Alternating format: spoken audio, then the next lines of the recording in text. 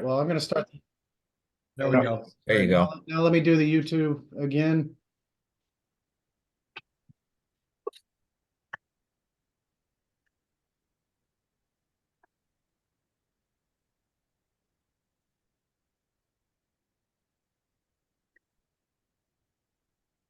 Okay, Hold on. welcome. All right. 15 seconds. It just takes a little longer on the YouTube. I had to restart. Okay, all right, it just showed as live on mine. Okay, now I see it and it's muted. You are good to go. Okay, thank you and welcome to the March 28th special meeting of the Board of Estimate and Taxation. Appreciate everybody's time tonight. We're here to continue our deliberations on the operating budget for the coming fiscal year.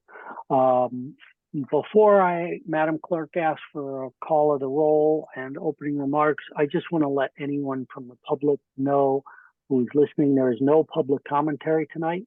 We have received a number of email comments. Those will be entered into the minutes of this particular meeting. So thank you for those.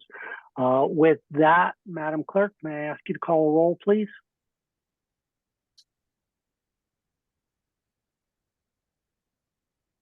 She's muted. You.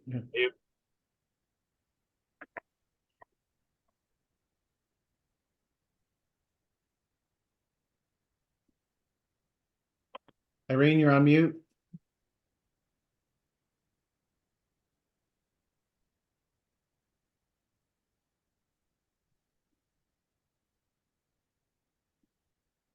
Oh, There we go. Mayor Rilling, Present. Mr. Abrams, Here? Mr. Camacho, I'm here. Mr. Constant, Here. Mr. Gilleret, Here. Mr. Casimis, Here. Miss Yang. Present. 7, we have a quorum. Thank you very much, Madam Clerk. Mr. Mayor, any opening remarks before we start to go through the information for this evening? No, thank you. Well, I just want to say thank you to the Board of Estimate and Taxation for all the hard work that has gone on over the past couple of weeks. Also, thank and welcome our new CFO. He will be starting a week from, well, he'll be starting this coming Tuesday. And welcome him aboard as well. Look forward to having him take over and work with us for the next year or so. So, thank you. Thank you, Mr. Mayor, and welcome, Mr. Schmidt. All right, we have a lot that we want to try and get through this evening, all in the intention of informing us so that on Monday, April 1st, we can effectively vote on an operating budget for the coming fiscal year. Some of the things that we wanted to look at this evening are the updated data on the phase-in. We've provided this board in advance additional detail on revenues and on the debt services information to see if there's any final questions there, and then review some of the different scenarios we've been looking at and their impact on mill rates and tax burden to the citizens of Norwalk. So, Tom, can I turn it to you and probably Paul to start with the phase-in discussion, and we'll take it from there? Yeah, sure. So one of the things that we thought would be helpful, since one of the primary focal points of this year's budget season has been the reval and the impact that's had on all these calculations going through the budget process, and in the end, finally, what that means to median tax bills for the average homeowner. The Pauls, as I call them, Paul Gorman and Paul Freya, came up with a one-page Word document, which I will share with you. And we have Paul Gorman. Actually, we have both of the Pauls on the line just to sort of to walk you through this. I don't think we need to read it verbatim, but they're going to hit on the high points, what's to be gained by doing it in this method, and some of the drawbacks of it. So if Paul's one of the Pauls, if you guys are okay, I'm going to start sharing my screen with that Word doc. Sure.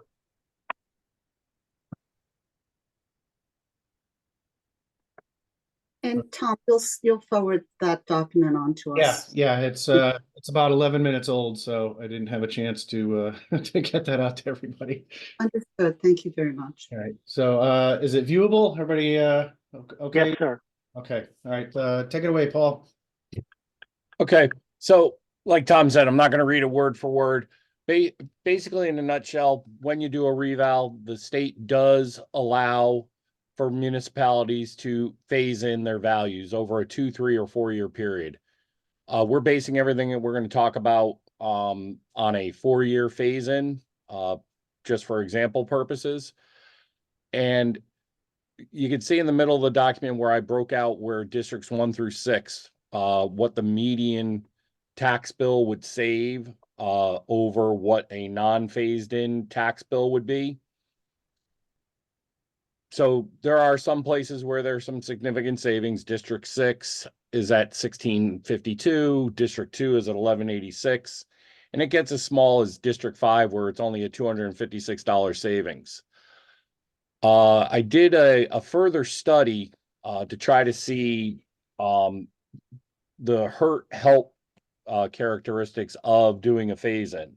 And you can see that in the second to last paragraph, where about 80% of the people in town would be receiving relief from doing a phase in, but about 20% of the people that would be due relief from just implementing the reval are going to be potentially or will be negatively impacted by a phase in because they're going to have to wait for the benefit that they would have received from just implementing.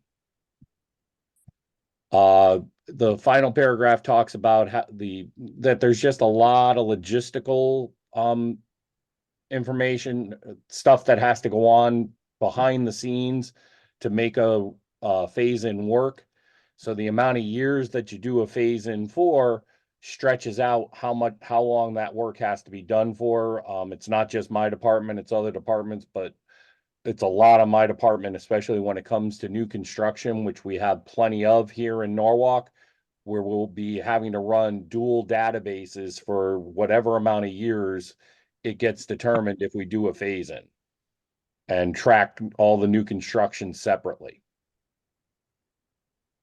So, I mean, to just summarize it, there's good, there's bad, and then it just comes down to which one outweighs the other. The spreadsheets that Tom distributed earlier in the day that have the actual phase-in numbers that show median tax bills, there were the 2, 3, and 4 year programs were included on that, as well as the non-phased in version.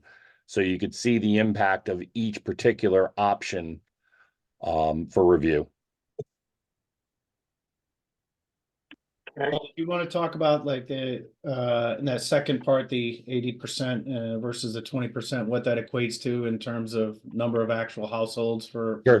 It's about, I would say that it's about 6,500 people that make up the 20%, 20 to 25%, that are at a break point of they would be receiving a year-over-year reduction in taxes from last year to this year in a non-phased in reval. And as it says in the middle of the paragraph, that equates to you've all heard the statistics. The average residential increase was around 35%. So this break point is at about 22%. Anybody that was 21, 22% above their 18 value or less would be in the group that would have benefited from implementation. Anybody above the 22% and higher are the ones that would have been hurt by, or not, I shouldn't say hurt, but would not be receiving tax relief from a reval. They'd be receiving tax increases from the reval. And can I ask a very quick question? So to be clear, the properties that went down in value, the commercial properties, let's say, that went down in value, or any property that went down in value, we couldn't phase in that reduction in value, right? No, pure reductions in value have to be recognized up front per state statute on a phase-in. Right. It used to be different, but they changed it. I'm not sure what year, but they did change it, that you have to recognize the reductions up front. If this is Ann, I have a couple of questions. So in your second to last paragraph, where you talk about 20% of the taxpayers will be negatively impacted by the phase-in, that is assuming that the phase-in begins at the break point. But if the phase-in begins at 0, then those that have received a tax increase, an assessment increase between 0 and 22 will get a phase-in and therefore will benefit. Isn't that correct? I'm sorry, I misunderstood your question. You're saying when you say starting at 0, somebody that received a 0 assessment increase that stayed exactly the same, those are the people that are going to be hurt the most by a phase-in, because the closer you are to the average of 35% is going to determine how your how much your taxes would change. So if you were at a 0% increase, you're the person who would have benefited the most from just a straight implementation. I understand, but if my taxes go up 10%, I'm sorry, my assessment went up 10%, I would have benefited because I am below the average, therefore my share of the pie went down. Correct. However, the way that I understood that these were calculated was that the phase-in was based purely on a phase-in starting at 0. So even though the person who received a 10% assessment increase, who would have benefited from the reval in terms of absolute dollars of taxes, they would still have some level of benefit because their 10% would be phased in over the 4-year period as well. Yeah, that is correct. Yeah. I mean, they're not going to be, it's not going to be a complete reversal, but what they would get up front in a normal thing, they're going to have to wait for their full benefit. Understood. And that is essentially phasing in the mix shift over that period of 4 years. Right. My other question now goes to the last paragraph. I don't understand why new construction performed in the city during the phase-in period would have to be valued if it was built in 2018 and then valued in 2023 and therefore have a phase-in. That's the way the state statute is written about new construction, that you have to treat it, you have to phase in the increases in value, not only from the market change, but you phase in the increases in value from the construction itself. I'd like to see that portion of the state statute that says that because that essentially says if there was new construction that happened in 2025, that new construction, even though it existed in 2025, gets revalued back to 2018 and therefore then phased in. I would also like to add that the commercial properties that do receive abatements currently should not receive any assessment phase-in, because effectively their assessment is being reduced by their tax abatement. So for them to get the phase-in plus the tax abatement, then they get a tax benefit twice. But can you change the rules like that? I don't know. We would have that's a legal question. We'd have to have a statute interpretation. I don't know that we could do that. All right, so we're not going to answer that tonight. It is a fair question that Ms. Yang asked, and I would ask that we take that question back to Corporation Counsel or whomever we need to to answer, right? Similarly, her question on the statute for new build, it seems very odd that something built in 2025 would go back to 2018. But again, please just look at the statute and let's triple check everything. You know, I want to Ed, thank. I'll print the statute. I'll PDF the statute to you so that you could share it with the whole group. Yep, that's part of the ask, and then the question on the abatement aspect of this from a legality perspective. I'll Yeah. email Mario that question. That's all we're asking.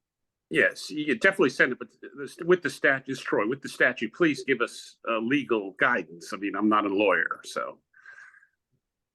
Right. On the response. Right. So look, I want to be clear, right? First, I want to thank Anne on behalf of the board for continuing to push this issue. It's gotten us to think differently, and it's gotten some good information to us. So thank you for that. Second thing I recognize is this has been a difficult beast to wrestle to the ground between getting data from QDS, 20,000 plus records, et cetera, that all came together, you know, at various parts of the afternoon today. So the ink is not dry on it. So let's use the fact that we have a little bit of time in the workday tomorrow and Monday before our meeting to get this all crystal clear and ironed out. Fair? Yeah. With that said, Tom, can we kind of just flip to the spreadsheet that shows based hold on on, the existing data Ed, what one- it looks like? Ed Destroy, one question on the screen. Did you know what the percentages will look like, Paul? I know you give me the dollar amounts here, savings, but what would the districts look like from a percentage for each district? Do you have that yet, or is it too Well, no, early? that's on that's on the spreadsheet Ed was just asking about. All the percentages are on there. Oh, okay, let me look, okay. Yep. So Tom, if you could bring that up, Right, please. do you want to go right to the mill rate one, or the mill rate and tax bills, or you want to talk? No, the Division- No, 0, 1 year, 2 year, 3 year, 4 Yeah, year what I call the phasing. division summary. All right, It's the one that you sent out at 5:30. So not this one, Tom. This was as you said, the division summary. okay, The let me one that just- has all of the, Yeah, I'll year as soon one, as I year can two. get my I got it, I got it. Yeah, the FY25 operating budget Yeah, that's below the the one. line version 12. There it is. Is that it? Yeah, there it is. Yeah. On the bottom. Let me blow that up a little bit.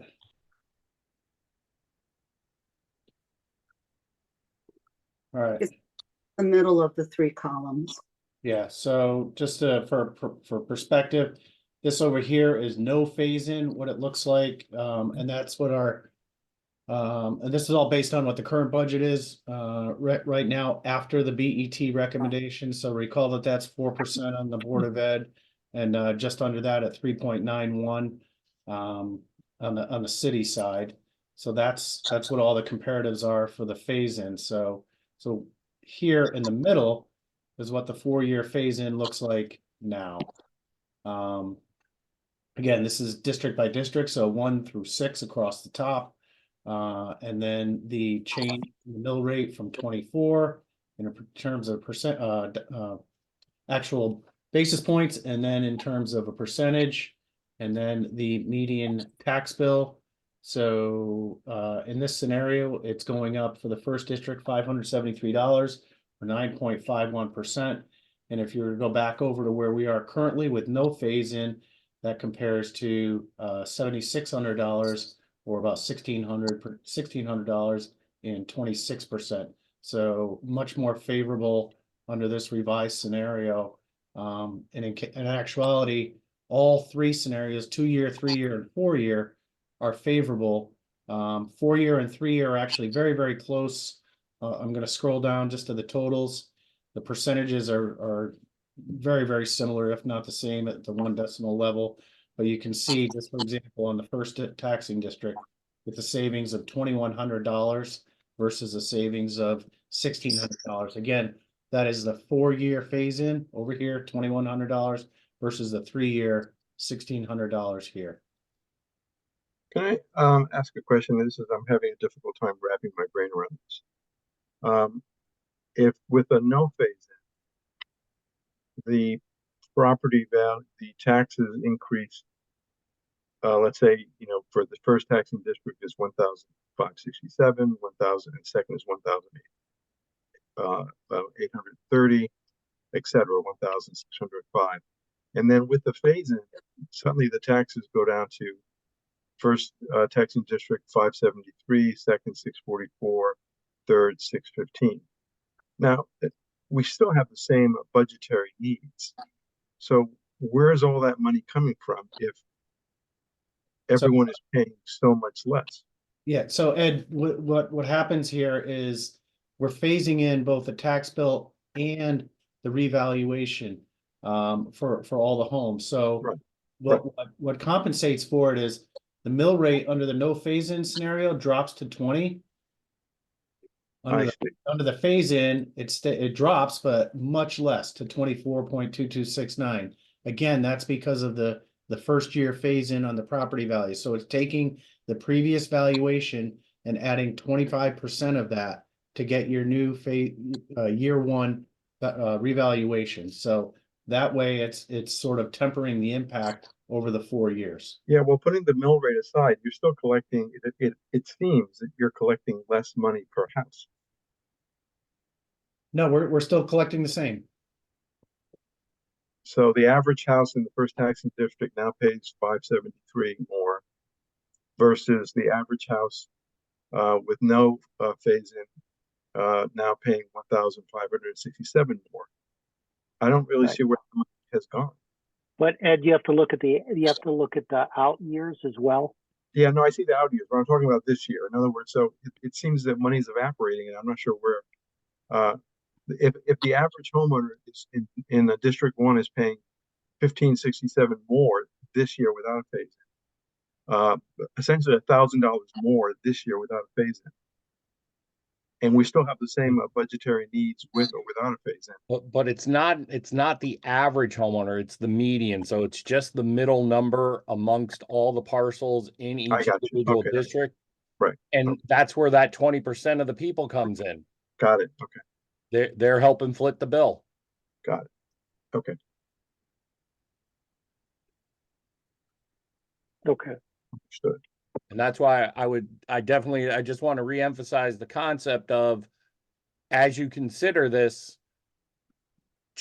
if we're going to choose an option, that we try to choose the option that at least tries to be as fair to everyone as much as possible. So maybe the 4 might be too long, the 2 might be too short, the 3 could be the right number.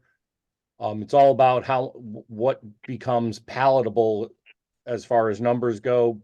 But keeping in mind, like I said, you got those 20% of the people that are waiting for their relief to come in smaller doses, and also the logistical work that goes on running this for the number of years that we do it. Right. My concern, if I could Where just where would we? Sorry. no, go on. No, I was just wondering. So if that 573 is the median, where could we see what that 20% would be paying? We don't have a spreadsheet that's broken down to the individual parcel per district of what their tax bills would be. I could probably develop something with Tom and Agnes's help if it was necessary. The population size on this data, Kendrick, is enormous. There are 29,000 different parcels in the city. So yeah, it's one of the challenges that we faced is we're working through this and making sure everything's right, but obviously it's not practical to go line by line by line. Yeah. Gotcha. If I could suggest, mathematically, the way it would work is that if there was no phase-in, you may a property may have been looking at a 10% decrease in their overall taxes. But with the phase-in on the residential side, they may see more like an 8% or a 6% decrease in their taxes. They are still going to be receiving a benefit. It just won't be as large of a benefit as if the phase-in did not exist. So they'll receive a tax bill that could be flat to down, which I think most people would say that's pretty good. My concern, if I can express it now, my concern is that you do the phase, basically institutionalize, on average, an 8% or 9% tax increase every single year for 4 years. That's really problematic. Whereas if you don't do a phase-in year 3 and year 4, you're back to what the tax increases had been over the last 12 years or 10 years at least. Three no more than under 4%. Right. But with to do a phase-in, you're going to have people have to get used to paying on average 9.5% taxes over the course of 4 years. Tax increases. That's really a very difficult pill for swallow. Look, there's no question that look, the revaluation has impact, period. This is a way to spread that impact so that it's not all in one bite, right? Versus the no phase-in option, right? The no phase-in option is you bite all this increase in year 1, period, right? This is not a panacea. This does not solve it. It simply spreads that pain out over the course of 4 years or 3 years or 2 years.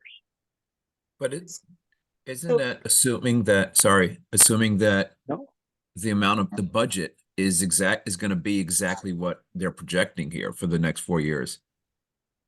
Yeah, so into this model, Artie, we built in, I don't know if you could see it down on the bottom, but the assumptions are it's 3% increase. Yeah. Board of Ed, 3% increase for the city, an $8 million drawdown each year. Yeah. And one of the other things that helped us, and you see that in the revenue file, is we were able to grab what we call a few one-time only I saw that. some settlements and such like that. But it's very, very difficult to expect that year over year. But aren't you also going to get additional tax revenues as the abatements begin to lapse with this new construction and all the new construction that we're doing now? Isn't that so? Shouldn't we expect additional revenues as well? Yeah, that'll help, but I don't know how much it will. This Troy, listen, yeah, and I understand your question. It's 30. If you look at the before and after, District 1 was, Tom, correct me, I'm trying to look at this. 30. What's District 1 without the phase in 30? It's over here, 75.92 26. and 26%. 70. Okay, and it goes to the 4-year phase into what, 9% in year 1? Yeah, 9.5. Yeah. Yeah, I mean, we're not right. It's not, we're not getting rid of the 36%. We're just moving it, trying to make it more palatable. Yeah. So yes, I mean, it's not any trickery or anything. We just were saying it's easier maybe for people to have to come up with 9% than 36% out of nowhere, 30% out of nowhere in a single year. And regarding the abatements, the schedule that Paul, you sent me, I looked it up. And first of all, my question is, are these all the abatements that are currently on the books? Am I sure I'm looking at the total number at this point that you sent? That is all the abatements that I'm aware of as far as the enterprise zone goes. Those are the only abatements that I manage. Okay, well, for the next 3 years, and correct me if I'm wrong, I added the year 1, year 2, year 3, 122,119,119. So the next 3 years, the abatement number is really not going to change a heck of a lot. Obviously, the mall is the biggest part of those numbers, but so that's not a big number. That's not going to be going on. What's going to help, obviously, are the projects that are currently online, like coming online soon, like I guess Wegmans, I guess the Sono train station, and I guess the Y and across the street from the Y. Is that fair to say, Paul, Tom? I mean, yes, the grand list growth will help. It just depends upon how much the grand list growth is. Like, I don't, from what I've been told, Wegmans will not be done by October 1st. So they're only going to be a partial ad for the 2024 grand list. There'll be Yeah, I'm talking full about ad the for the next- 2025. No, I'm talking for the next 3 years. Yeah, so yeah, I mean, grand list growth hopefully will continue to happen as permits are pulled. And we, in some of the meetings that we've talked to, nobody actually mentioned actual projects, but I guess planning and zoning does have a list of potential projects up for approval that could be counted on. We just don't know Yeah. how much they're going to be worth. And also, isn't it possible, or are we not able to conduct a reval, let's say in year 3? Do we have to do one? I mean, are we limited to every 5 years? Can we do one in the 3rd year if we think that might help matters? You mean, like, could we do a midstream reval? Yeah, can we do a reval, or do we have to wait for the full 5 years to do it? I believe we have to wait for the full 5 years. Again, I would have to look at the statutes for that, but I've never heard of anyone applying to reval early. Well, I So think, traditionally it's 5 years, guys, right? Every 5 years. there's a few things here, right? Just to come back, right? Because all of this is modeled data. We've got to understand that, right? We don't know how much the grand list will or will not grow. We assume a 3% spend increase in this. That could be higher, lower, Right. doesn't matter. But it's basically modeled data, and it shows a story that simply says we can spread the pain over a 2, 3, 4 year period so that it is more tolerable, but it is still going to be an increase over whatever that time frame is. For the purposes of what we're doing, I think it's a very set of binary questions, right? Do we believe that a phase in is something we should support and recommend?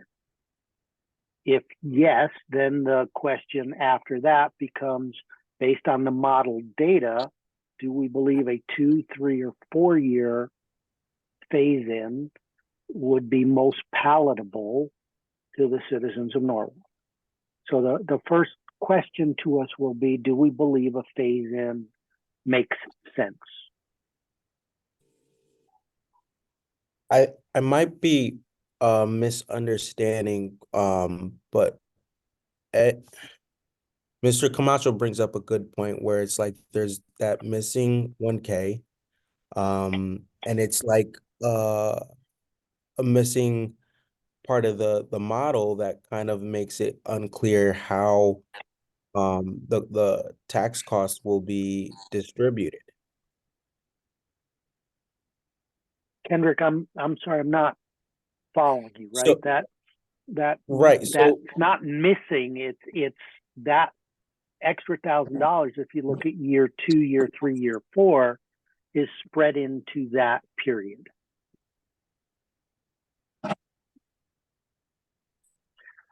Artie, you very politely have your hand raised. All right, just a quick question. I don't know who can answer this, but if we do the 4-year phase in, how is that going to affect the real estate market in year 2, 3, and 4? If somebody knows that their taxes are going to go up automatically by a 9, 10% every year, is it going to affect it at all? I believe it will affect it less than if people see a 36% increase in their taxes. Because the 36% increase in their taxes becomes a new baseline going forward. A 4-year phase-in is essentially a bridge to the next revaluation, where at that time, the commercial market may have recovered, such that we're not pricing a set of tax increases at the bottom of the commercial market. So a phase-in you will see a much more gradual discount of real estate taxes impacting the overall value. I tend to agree with that statement, but I would remind us all it's opinion on all of us. It's a fair set of assumptions, but it is an opinion. Ed, getting back to your question you just stated a minute ago. Yes, conceptually, I think we have to look at, I'm comfortable. I like what I'm seeing on the 4-year phase-in. First of all, I like the phase-in concept. Second of all, I like to try to, spread out the pain as long as possible, and realizing that there are assumptions in there. And thirdly, I think the next discussion we have to have, I'm assuming everyone has that comment, is I think we can do a little better than the assumptions that were made here with the 4, and the 8. 4%, and the 8. Yep. Okay. Completely agree on that second point, Troy, but let's hold it. Good. And see this. Somebody needs to tell me from a point of order perspective, because I don't want to vote on a phase-in, but I want to see if there is consensus in wanting to move in that direction. Am I allowed to ask that question in such a way that this does not become a formal vote, since we're not voting on anything budget-wise this evening? Yeah, I think we're just having a Yep. discussion. Yeah.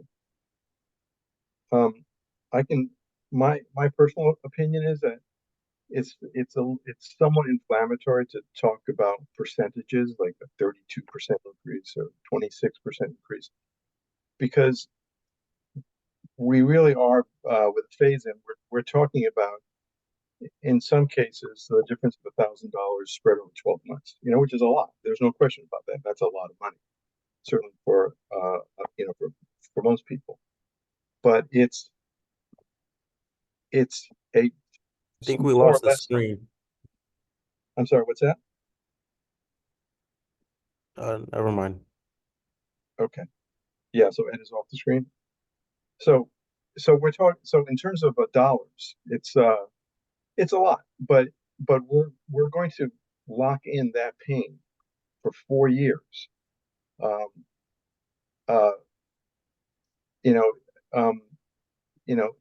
That to me is to get people used to it. And on average, and I haven't done the average, but an average of 9% taxes, increasing their real estate taxes year in, year out. When we're really asking people, let's say the median tax increase of $100, $120 a month for 12 months, or whatever that $1,000 would come out to. So it's less than that. It's less than $100 a month.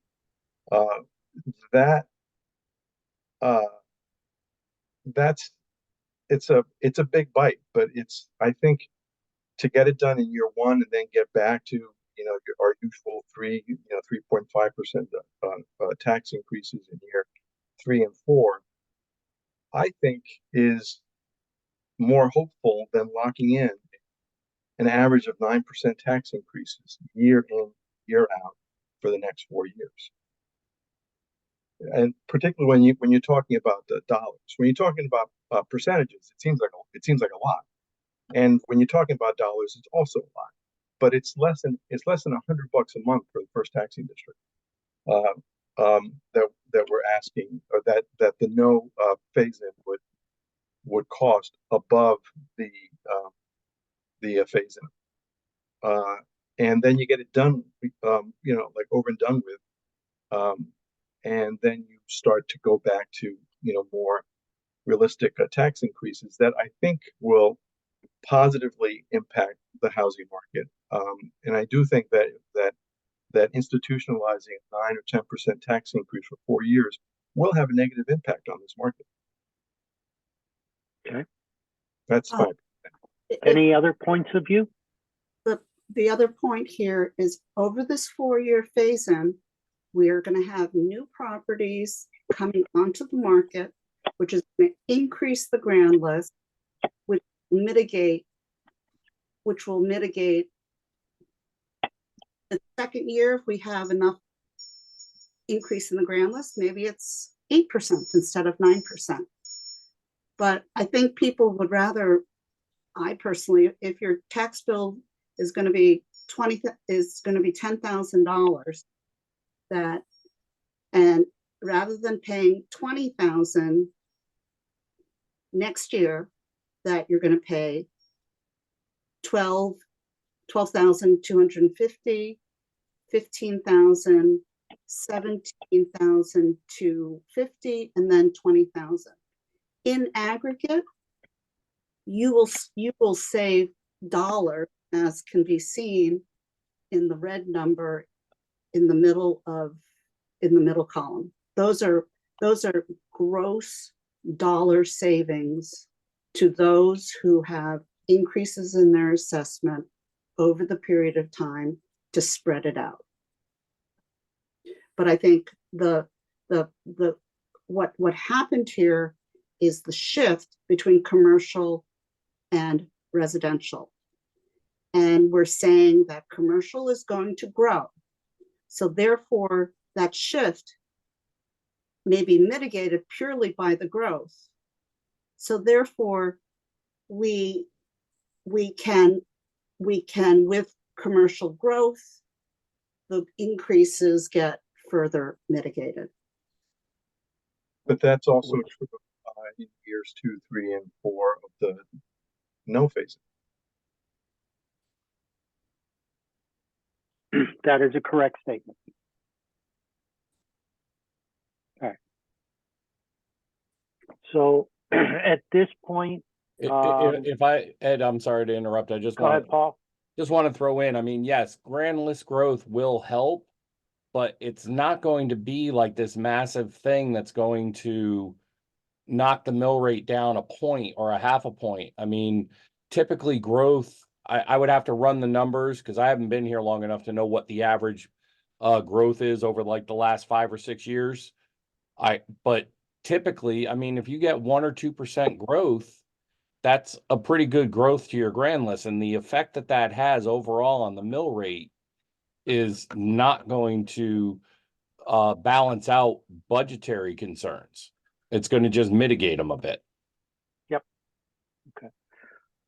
What I think I'd like to propose to the board for a minute is that we pause on this discussion for a minute, keep this here, but switch the discussion to the various budget scenarios that we looked at, because I think if you take that data along with some of this phasing, it may, depending upon what we decide we're comfortable with doing from a budget perspective, it could change how we feel about phasing. If we are dramatic in budget cuts, 26% could become something significantly less, which then potentially reduces the need for phasing. So unless anybody disagrees, Tom, I'd like to switch to those scenarios that we looked at and kind of discuss those for a moment.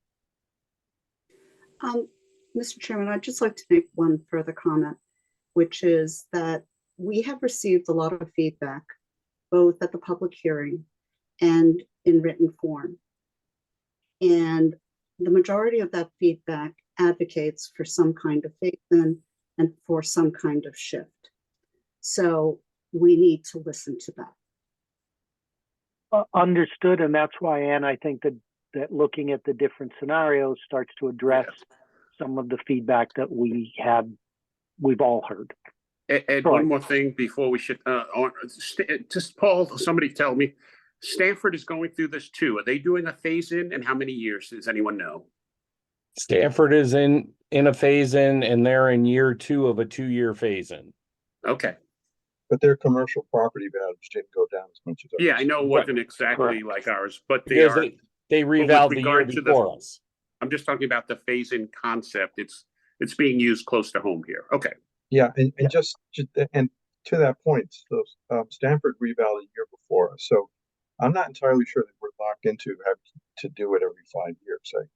Because I think that's another little piece of the puzzle you might want to consider or Yeah. at least explore. And I did get some feedback from someone that we can reval on a yearly basis. The only problem is every time you reval, you're going to spend $1 million. Got it. Well, might be money well spent depending on the year.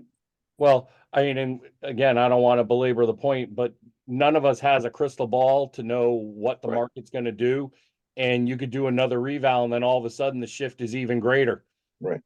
It's a double-edged sword. All right, so let's bring up those scenarios, Tom, if we can.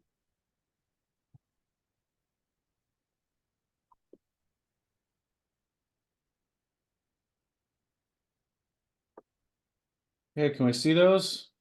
Yes, sir. Okay, so under these scenarios, this assumes no phase in, so you'll recognize the 26.01% in the first district, no phase in as is now. So this is where we are in the yellow based on the 4% for the Board of Education and the BET recommended cuts. They brought it down to 3.91% on the city side. And just to give you comparison, here's the impact of the reval highlighted and flat year to year. In other words, if we just did a copy and paste on the budget, didn't touch a thing, and just implemented the reval, this would be the impact on people's tax bills and the percentages. So it goes anywhere from just under 1% to 26% in the second district. So the intent of that is just to show you how dramatic the reval was in combination with the shift from the commercial to the residential side. And then we start going down with the different scenarios. This is the reval only.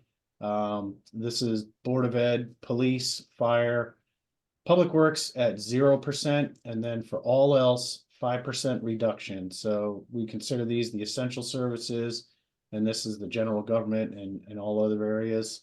So this is what it would look like with a 5% reduction across the board.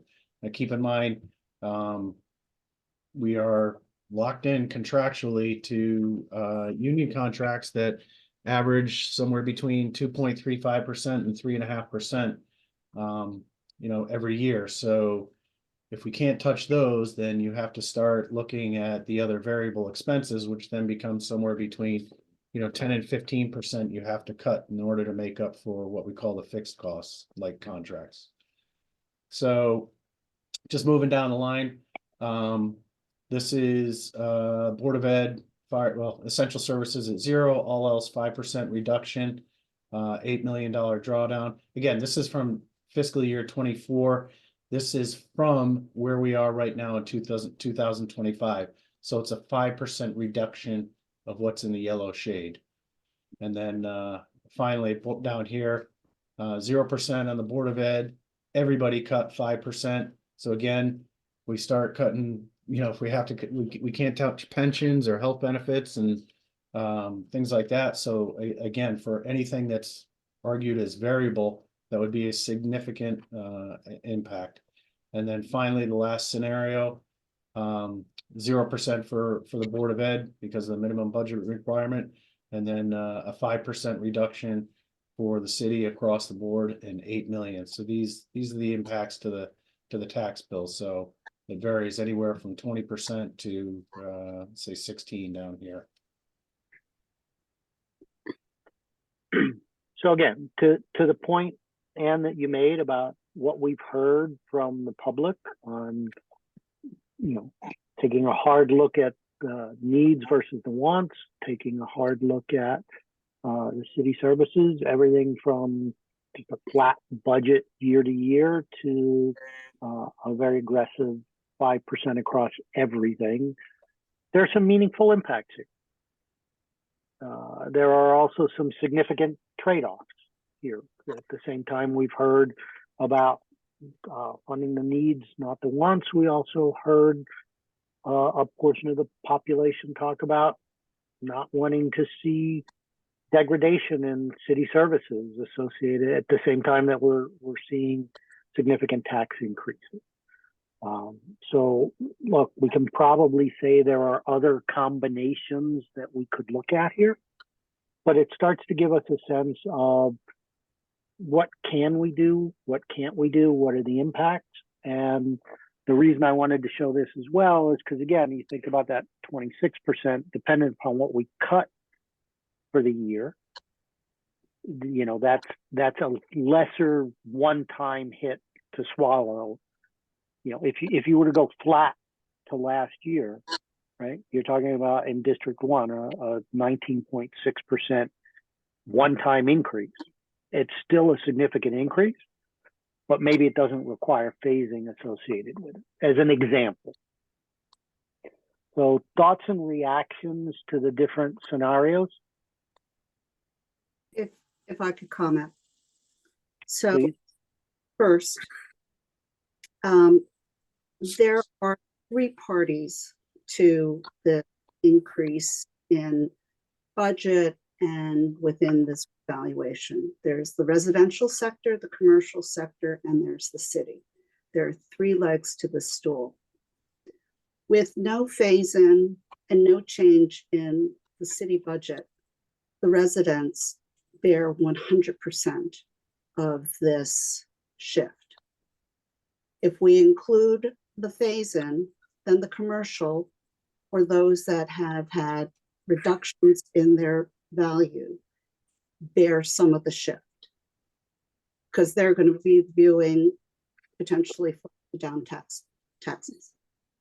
And I would argue that while the budget increase is not necessarily out of line given inflation, but given the level of pain that everyone is going to feel, the city needs to share the pain as well. Now, if we look at scenario 2, with the reval and a flat city and a flat Board of Education budget, that's, and Tom, correct me if I'm wrong, $17 or $18 million.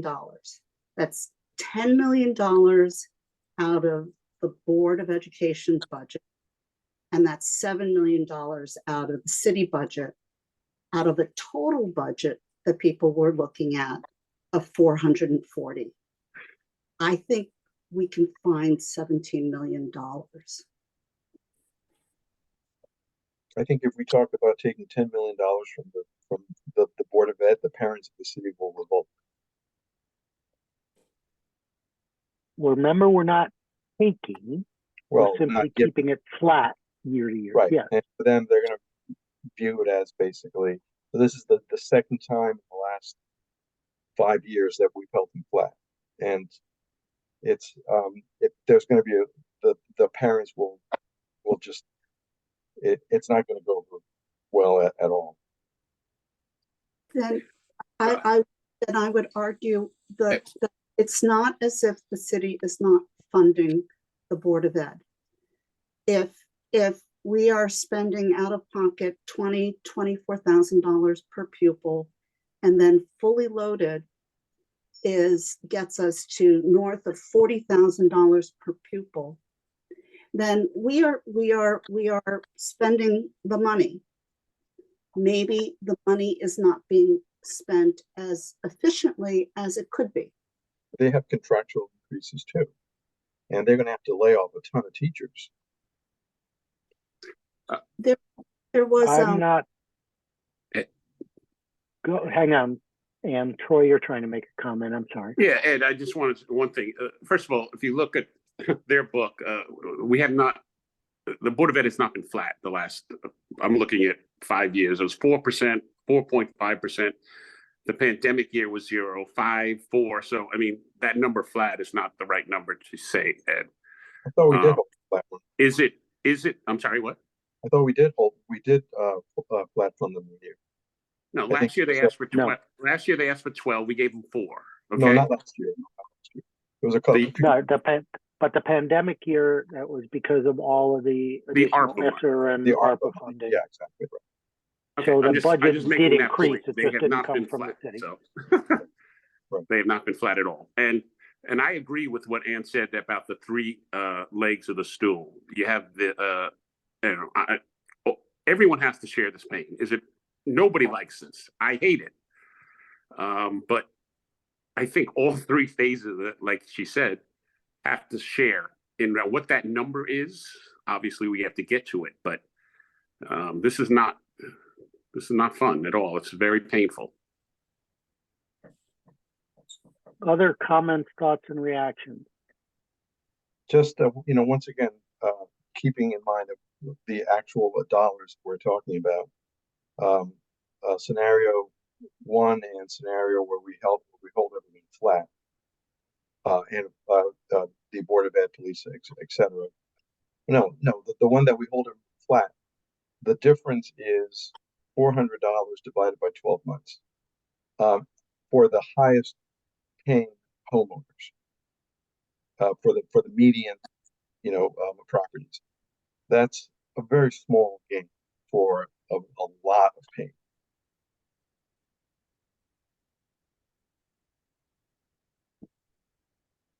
That's a point of view, because some people, $400 is a significant amount of money. Right. Right? Would say that if the city is asking a resident to find money from their budget and cut their budget in order to fund city spending, the city should be able to do that well. I'd like to hear, Artie, from you, and then Kendrick on your points of view. Artie first. This is difficult. I mean, I share everybody's pain. I'm talking from as a pastor's salary. I'm trying to figure out how I'm going to make up all the money, taxes that are coming through. Other people are probably more well off than I am, have a different salary. But I understand we're in this all together, and we've got to come up with the best decision for the whole city. Okay, thank you, Artie. Kendrick. Yeah, these scenarios laid out, it seems like the phase-ins would be the best option. Okay, but Kendrick, the phase-in is a slightly, you could, against any of these scenarios, you can then do a phase-in, right? Okay. So,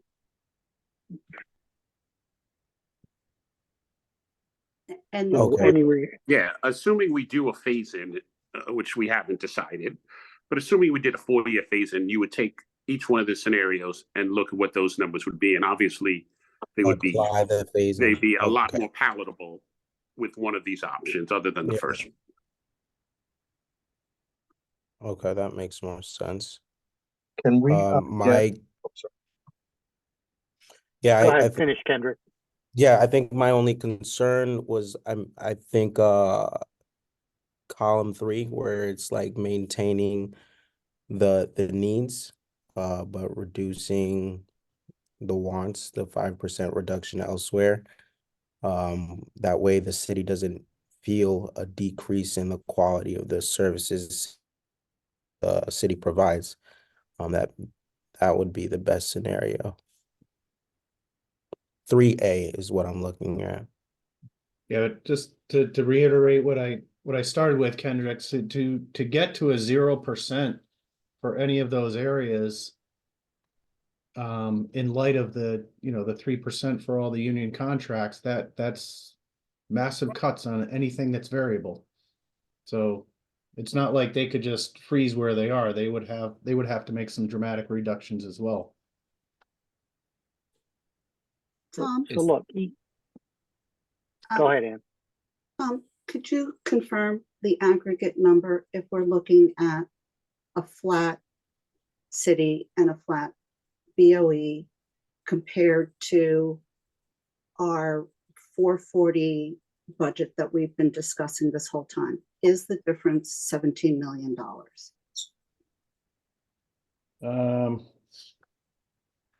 Maybe it's $19 million?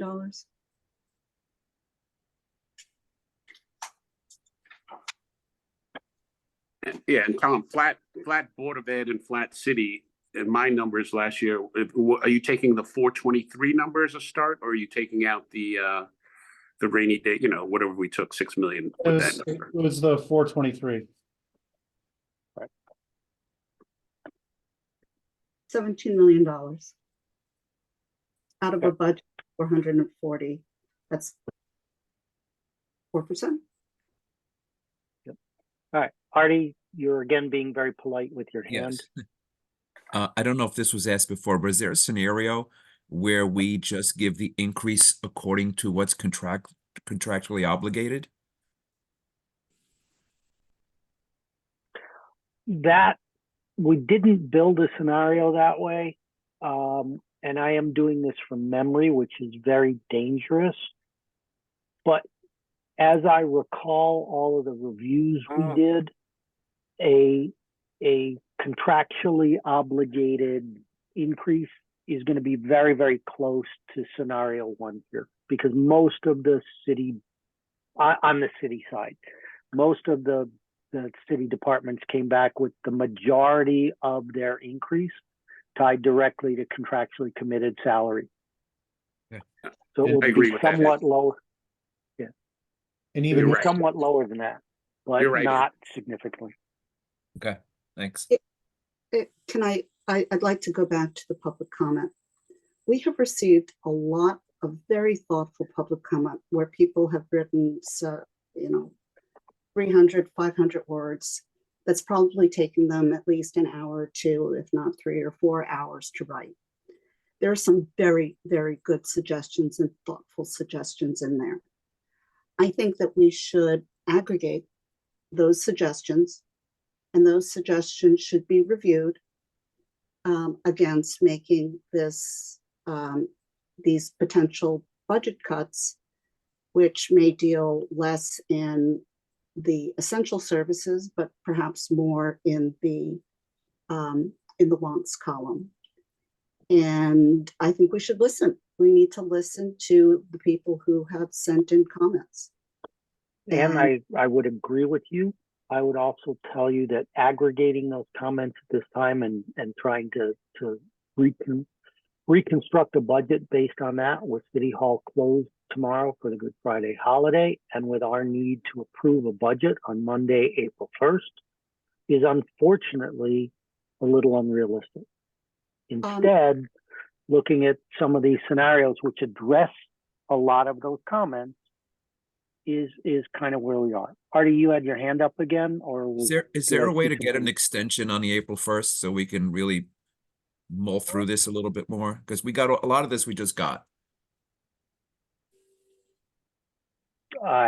That's above my pay grade to know the Okay. answer to that question. It's in the Tom, chat. I see Tom Livingston on. If I don't know if you could jump in and opine on. Well, it's that the April 1st date is in the charter itself.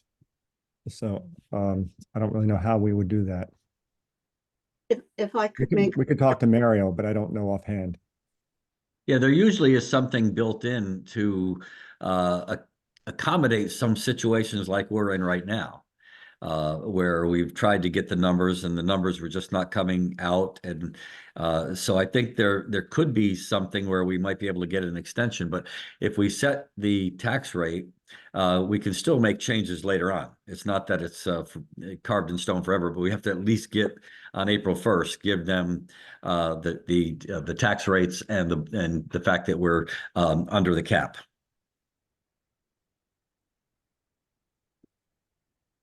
okay. I Ann, were you, go ahead. I thought, well, first off,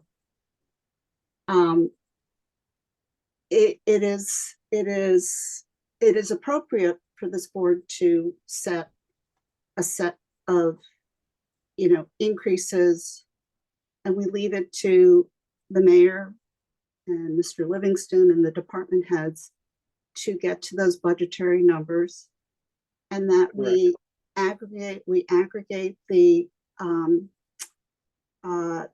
the public input, and I'm happy to do that. I will do that. It won't take me very long. We had 25 people come up, and we've probably had about a dozen people write in. I can aggregate where people thought we should cut. And with that, those suggestions from the public as to where we cut, then the mayor and management and department heads can get to our recommended budget, whether it's flat or, you know, whatever reductions that we would look at.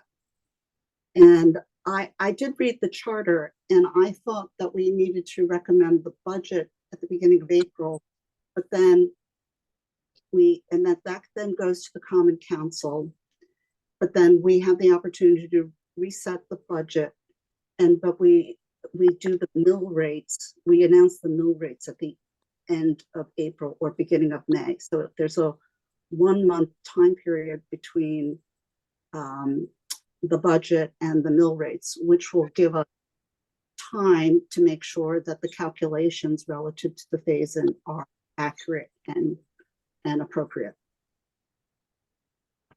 That is my understanding as well, but that budget does need to be set on the 1st according to the chart. Yes. So we can vote on a budget that could be a 0% increase or whatever, but then the mayor decides where to make that $17 million in cuts and takes the public's viewpoints under advisement. Yep. Yeah, and I have to agree with that. Troy? I would say that we would recommend the budget. If there are cuts, I would leave those decisions up to the city and the board to make where they want to make those. I don't want to get into I do not want to get into a line by line item. I don't think that's our responsibility. No, it is not. It is not. Right? You know, we're also talking about zero, flat funding and 5% reduction. You know, there are things in between those two things as well. So it doesn't have to be one or the other. So in other words, if we were to 1 or 2% the Board of Ed and 3% reductions elsewhere, there's still room for improvement without negatively impacting a significant negative impact on our services. And as been mentioned several times here, the contractual obligations that we can't do anything about, that there's guaranteed increases in benefits and guaranteed increases in wages that have already been negotiated and cannot, and I don't imagine we'd get the unions back to the table to reconsider those negotiations, although we can always ask, but I don't think that would be any success at all. And go ahead, Mr. Yeah, I Camacho. was just going to say that if we tweak it like that, which there is a universe between 0 and between a flat funding and a 5% reduction. But when you start tweaking it between those two things, you're still, in terms of dollars and cents, you really aren't making much of a difference. Correct. Correct. Mr. Camacho, I would respectfully disagree, because if you're asking me in the 1st district to come up with another $1,200 or $1,600 out of my budget, which my budget could be flat, and the city goes up 4%, to me, that says that is not shared pain. But you're looking at the city as if it's an adversary. The city provides valuable services to you and to me. So it's not us or them. It's all of us. We are one and the same. Agree wholeheartedly, but I would also say that there's elements in the budget that fit in the wants category and not the needs category. Okay. I think that this year it seems that this year that's not so much the case. I think the city came in I think everyone came in only with contractual increases, most of the city side anyway. So There I don't were- know that there is a whole lot of wants in here. There were a lot of wants that we pulled back on, including zero hires of extra people. There were a lot of things that people asked for that we said, no, this is not the year for that. And I get it, but as I said, if you look at you look at the 3.91 that we're looking at for the city. Okay, some of the contractual increases are 2.35. And in negotiations, though, once you negotiate something, it's hard to get any union to back down or to agree to a lesser amount. It's just these are challenging times. Inflation is out of control, and we saw what happened with the reval. That's nothing that anybody could control because the commercial side is not as the empty or the vacancies in office rate. We've never seen anything like that in years, where there's so much vacancies in the offices that are even considering now converting to residential. If I could add that we're very close on debt service. That is a big burden. And with adding the schools, we're going to add more debt, and we're going to be bumping up pretty darn close to the max of what we can borrow without losing our AAA. If we decide as a city and as a board that losing our AAA and going down to AA, then so be it. That will increase our borrowing costs. But with the level of capital expenditures expected, we are going to need perhaps some forbearance by the rating agency. So the faster that we show true fiscal discipline, like a flat budget, the better we will be in our standing with the rating agency going forward. I don't disagree. I will offer one other piece of data and context, right? On the city side, if we were to be flat year to year, you are talking about roughly a $6.5 million decrease across all city departments from what was asked, right? On a 160 some odd $1 million budget. I understand there are contractually committed aspects, but finding 3.9% or $6.5 million, while challenging, I don't view as an impossible task that will dramatically impact the level of city service, that will be felt negatively by those of us in the community. I just, again, I live in a corporate world, and if I'm told I got to go find $6.5 million out of my budget, I'll find it. And chances are I can do it without touching headcount. Right? It's not fun. It's not pretty, but to all the points raised, right? This is not a normal time. In terms of dollars and cents, though, Ed, how much would that save? Would $6 million save on a tax bill of $1,567? Well, it's saving $400 for that taxpayer, but it is showing that the city, to Ms. Yang's point, is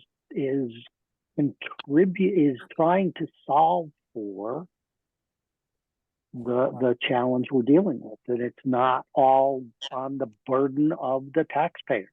But would it be $400 for that first taxing district? Median? If I look at these numbers correctly, yeah, because the tax bill would be it's slightly less than that, but you go from a tax bill of 7592 to 7203.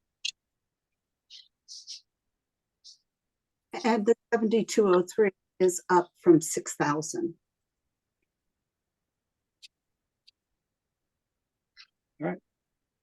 Yeah, Ed, I agree with you 100%, Ed.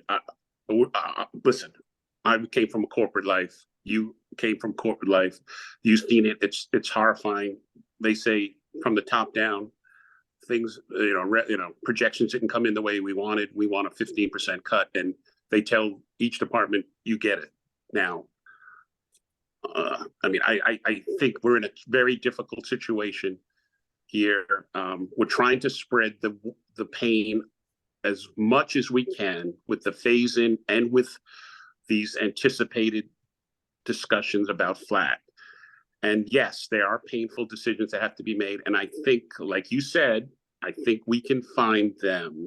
Is it something we are anxious to do? No, but it's something I think we have to do with our fiduciary responsibility, because Ann made a good point. We got a lot of stuff coming down. We haven't even talked about the capital budget. We have a lot of stuff coming down the pipe. And we all know that the state does not refund us immediately. There is some delay, and we're looking at some very big projects. So it's just something we just have to deal with and live within our means. That's all. Any other comments on any of this? All right, then here's what I would propose we do. There were a few earlier questions about the phase-in, the charter on, or on a few things. Paul, you've got those to-dos. I would ask us, Tom, for our meeting Monday night, if we could run the phase-in numbers on scenario 2 here, a flat budget. Because on Monday, I think what we have to decide is, and I don't want to get into in-between numbers of, well, let's take it from 3.9 to 1.9 or things like that. We're dancing on the head of a pin here. I think we need to decide as a board, are we comfortable with just a phase-in impact and the recommended budgets of 3.9 and 4%? Are we comfortable with a flat budget? And with a flat budget, do we feel that we want to add a phase-in on top of that? Because again, I take Mr. Camacho's point very seriously about, the long-term impact of knowing I am facing 6-7% annual tax increases over a 4-year period. Recognizing again that the grand list is going to change, those numbers are all modeled, but that modeling is all we have to work off of. From those two things, we can then get to a vote on which approach we want to take. I don't expect, ladies and gentlemen, that we will reach consensus across the board. I don't expect this to be a unanimous vote, but I think those are the legitimate options in front of us at this point in time that I would ask us all to take the time over the weekend to really search your conscience and come prepared to vote what you think is most appropriate. Does anyone have issue with that as a way forward? No, I think that's fine, but I would like just a little bit more information. I'm not sure how difficult it is to put this together. But if we talked about the phase-in, and then these other scenarios of, keeping the budget flat, the reduction, one side of the budget, not the other, et cetera. Is there some way to merge these two pieces of information so we can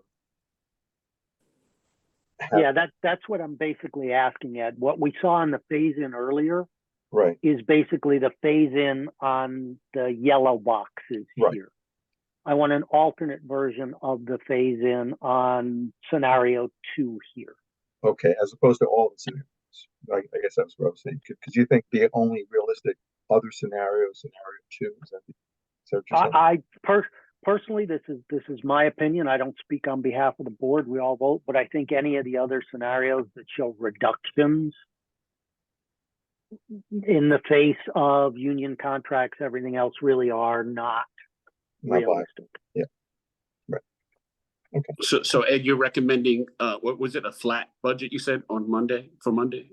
I would like to see a flat budget with phase-in, as well as what we saw earlier with phase in, and then we can have the conversation on, are we in agreement on flat, or do we have a majority on flat? And then based on that majority, do we feel that we want to phase in along with that, or do we want the second district to just deal with 1 year pain of 25% and then just be done?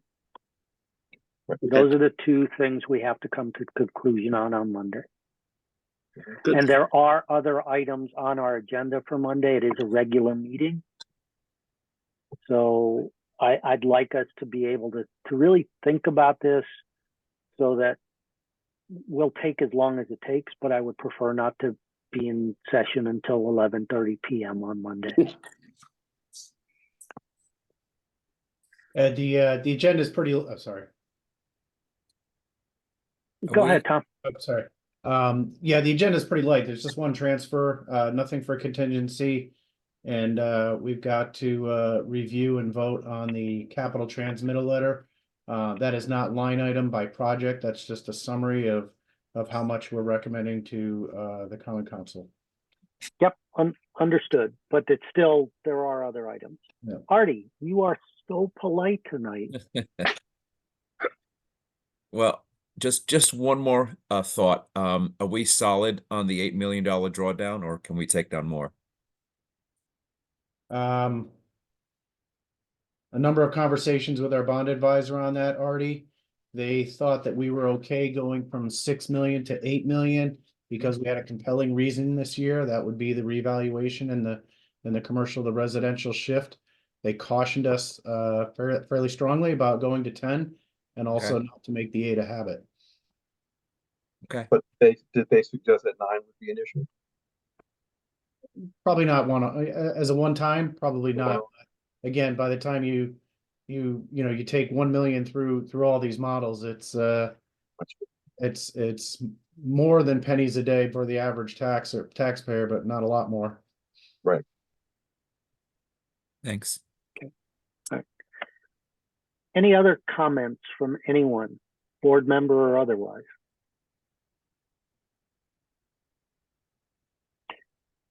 Mr. Mayor, any closing remarks? No, I just think we are going over various scenarios. I appreciate that fact. I'm confident that we can come up with something that will be more palatable, I hope.